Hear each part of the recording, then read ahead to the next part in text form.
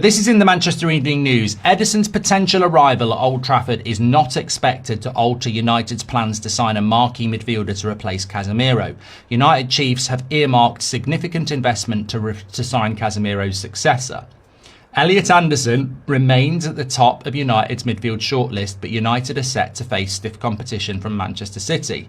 Tchouaméni is seen as a dream midfield signing at Old Trafford, but Madrid are expected to keep him for Jose Mourinho's first season at the Bernabeu. I mean, look, there are positives laced with negatives, as always seems to be the case with United, because, you know, we do want and need to bring in players that are of a quality where you go, they could replace Casemiro. Of course we do. However, who is it going to be? Because if we don't get Anderson because he goes to Man City, and a lot of people think that's going to happen, and we don't get Tchouaméni because he's going to stay at Real Madrid, there isn't anybody else. Well, there's one person else who we'll talk about in a bit because there's an update about Arsenal, and that's Tonali. But United seem to be pushing the Tonali story away. So if we don't get Anderson and we don't get Tchouaméni, what are we doing? So yeah, there's significant money to replace Casemiro, but there's a massive hole there if you don't get either of those two players. So I think we just come back to the same old story again, don't we? Elliot Anderson, Elliot Anderson, Elliot Anderson. Elliot Anderson's the priority, but all we keep being told is that Man City are more likely to sign him. So look, as we've said, Ederson, Fernandes from West Ham, decent signings. But that third signing, that Marquee signing, that Casemiro replacement signing has got to be awe-inspiringly exciting.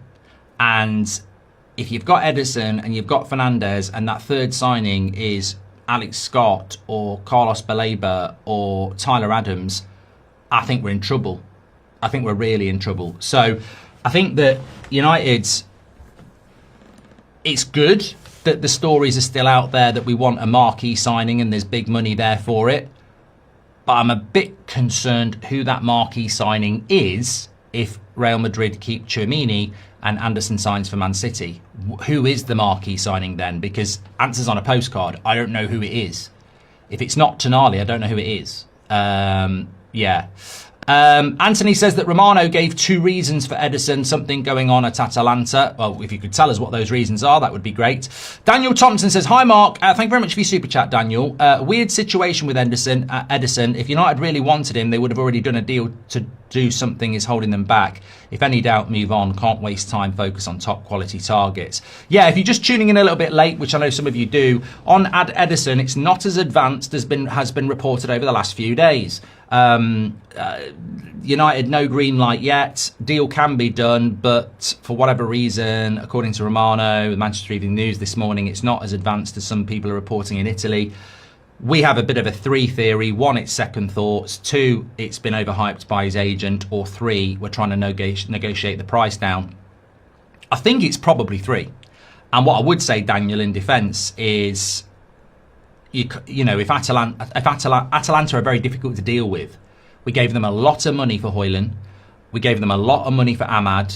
They are notoriously very good at getting very high prices, and we're very bad at getting good deals. So if we're trying to get the price down with Atalanta, we could be in for a long wait.